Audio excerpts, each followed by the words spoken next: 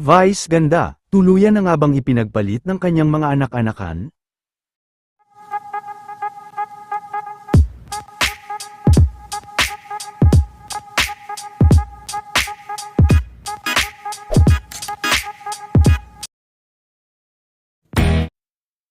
Ilang araw na nga nawala, at hindi napapanood sa Showtime si Vice, dahil sa pagiging busy nito sa kanyang shooting para sa kanyang upcoming movie at iba pa nitong nalalapit na proyekto.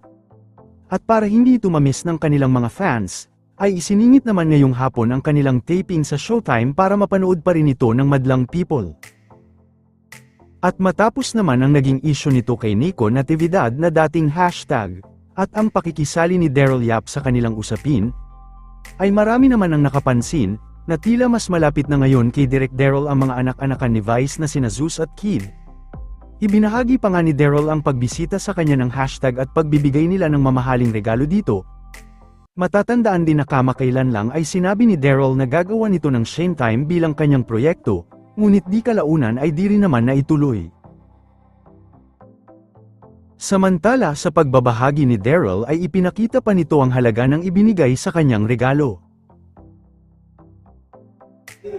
Wow, 74,500. Ang yayaman! Wow, wow! I'm sorry Wow, wow, wow! Ang yayaman! Wow, thank you! Matatandaan din na tao na nga ni Senator Amy, sina Zeus, Kid at Nico, kasama din sa mga tao nito si Juliana Parizkova.